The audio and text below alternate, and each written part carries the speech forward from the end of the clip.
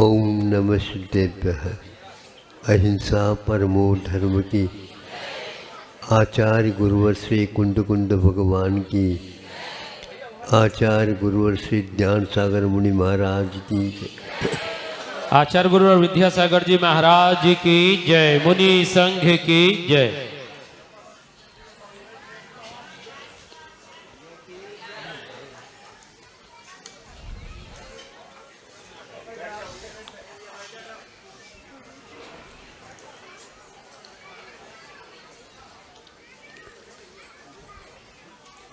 लवन है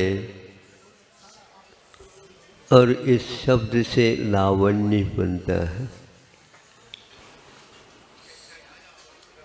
लवन सेवन करने में आता है, लावण्य देखने को उपलब्ध होता है।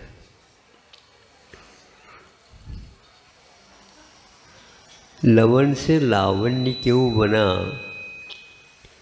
एक चिंतनीय। लवन रस है, किंतु उसको जिसने त्याग नहीं भी किया वो भी नहीं खा सकता। समय सार में इसकी महिमा गाई है। क्योंकि लवन खिल्लिवत ऐसा कहा। लवन की डली की भांति जो व्यक्ति उसके रस को लेता है वह रस उसे बहुत भाता है, किंतु जो व्यक्ति लवन लेता है अकेले लवन का सेवन नहीं करना चाहता।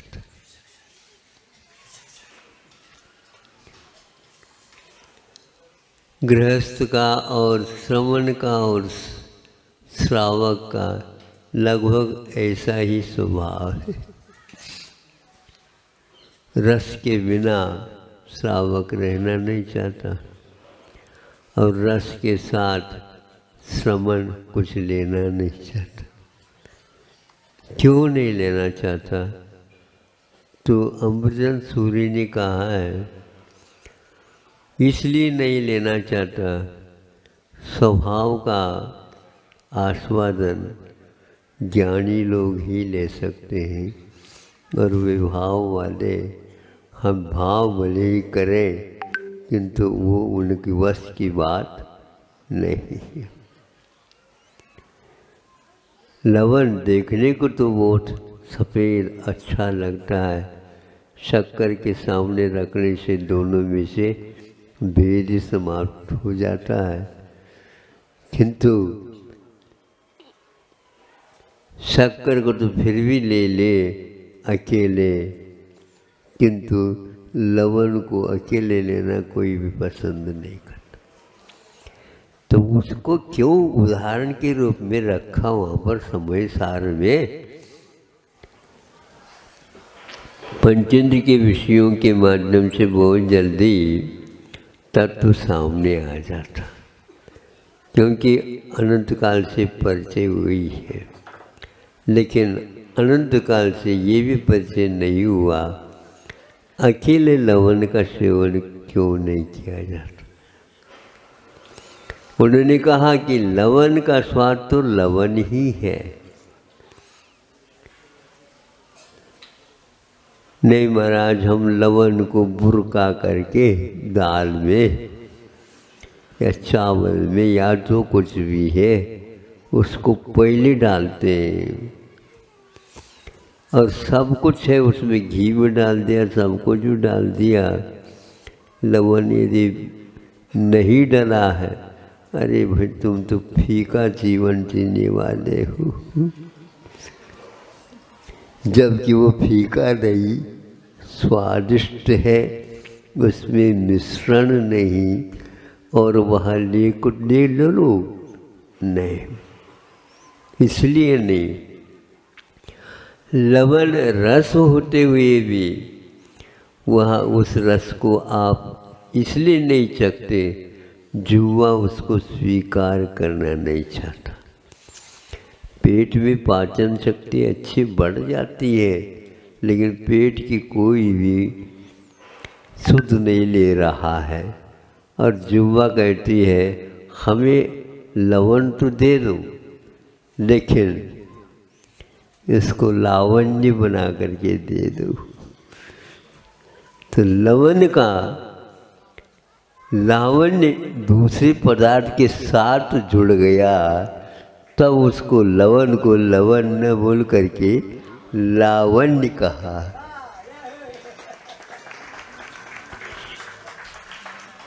अब उसमें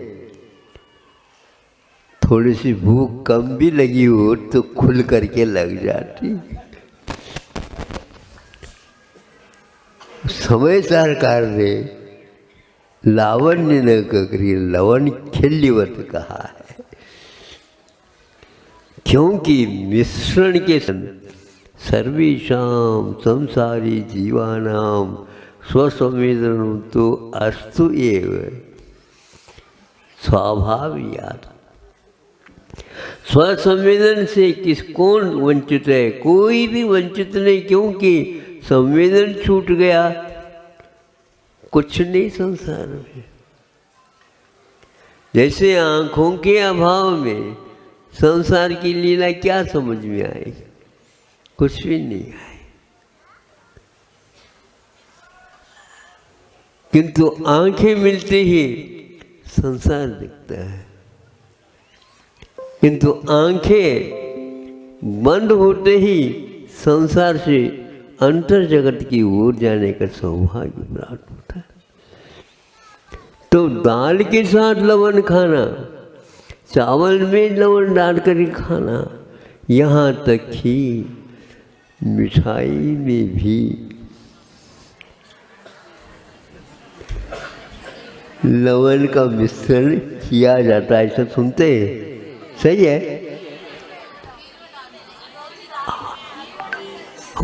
सब में डालने का तो स्वभाव पड़ा है आप लोगों का। मतलब वो स्वादिष्ट मिठाई में भी एक आध कण जो है पहुंचना चाहिए। या एक आध कण भी जब पहुंच गया तो उसको हम लवण नहीं कहेंगे, न ही मिश्री कहेंगे। मिश्रित हो गया। सर्वाय सर्वेषां संसार जीवानां स्वसंवेदनं तो अस्तु वीतराग संवेदनं तो वीतरागिनाम एव भवतु। वीतरागी संतों का वह संवेदन वीतराग, राग से रहित, इसलिए हम तद ज्ञानम मुक्तिर कारणम, वह ज्ञान मुक्ति का कारण यत् स्वसंवेदन सहितम तो वीतरागत्वात्, वीतराग सम्यक दर्शन, वीतराग सम्यक ज्ञान के साथ रहता है। ये दोनों वीतराग चारित्र के साथ रहा करते। ज्ञान और दर्शन सराग अवस्था में भी रह सकते हैं। जब वीतराग चारित्र आ जाता है तो उसमें ज्ञान भी और दर्शन भी वीतरागता का अनुभव करते हैं। तो पानक वट कहा है। वह पानक वट मैंने ठंडाई के समान, शरबत के समान बन जाता है, तो उसमें आस्वादन अलग ही होता है। किंतु राग का सम्मिश्रण हमारे लिए अभिशाप सिद्ध होता है। इसलिए सराग संयम, संयमा संयम, इनके द्वारा कर्म निर्जरा बलि होती है, किंतु मुक्ति नहीं होती। शुद्धोपयोग जिसको बोलते हैं वो आस्वादन नहीं आ पाता।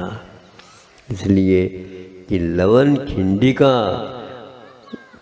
का एक प्रकार से आस्वादन ले है श्रमण, क्योंकि उसमें सम्मिश्रण नहीं, इंद्रिय ज्ञान के साथ सम्मिश्रण है।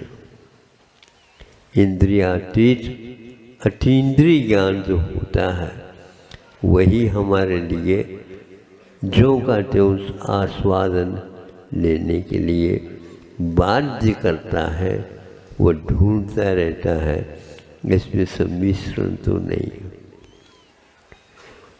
आत्मा का सम्मिलन आज हो रहा है, लेकिन राग समन्वितम तद ज्ञान, आत्मा का ज्ञान होते हुए भी आत्मा का ज्ञान मुक्ति के लिए कारण है। विभाव सहित भाव तो होता है, लेकिन उससे भावित नहीं हो पाता। उसका जो आस्वादन है अद्भुत है। इसलिए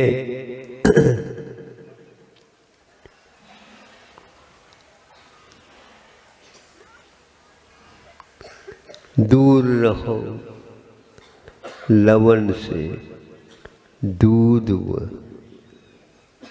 फटे नहीं।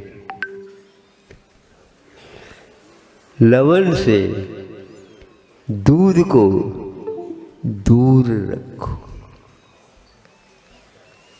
यदि पास रखोगे, दूध दूर हो जाएगा, फट जाएगा, और लवण तो रखा ही गया। इसलिए लवण में राग द्वेष इत्यादि से दूर रहो, तब कहीं जाकर के उसका आस्वादन होगा।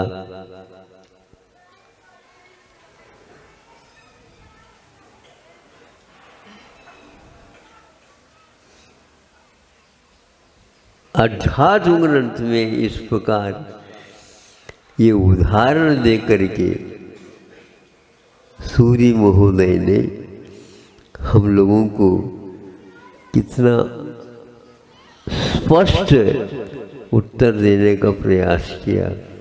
फिर भी राग राग में है और द्वेष द्वेष में है, आत्मा आत्मा में है, बिल्कुल, और आस्वादहीन है। ये सब कितने भी करो नहीं होगा। इसलिए एक स्थान पर कहा, चक्रवर्ती होकर के भरत चक्रवर्ती क्षय समृद्धि होकर के भी इसके आस्वादन के लिए बाहर आ जाता है, उस लावण्य से भी, उस लवण से भी। सारा वैभव उनको आज फीका नजर आ रहा। अब दिखाओ उसको, वह देख तो लेगा लेकिन खाएगा नहीं। दिखाओ। और एक कुछ व्यक्ति ऐसे जो दिखाओ में रहते हैं। दिखाओ का क्या होता है? दिखावा। ऊपर ऊपर से ऊंचा ही दिखाने से भी आनंद नहीं, और देखने में भी आनंद नहीं, क्योंकि दिखावे देखना नहीं हो रहा, दिखावा ही हो रहा।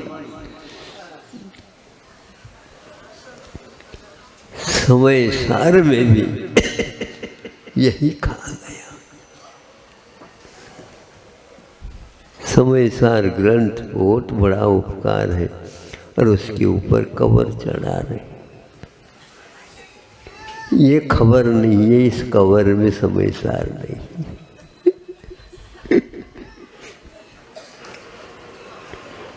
ये खबर है ही कहाँ, जो कवर ही दिख रहा है। Get out.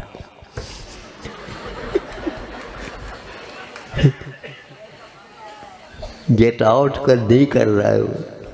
गेट आउट क्या देख रहा है?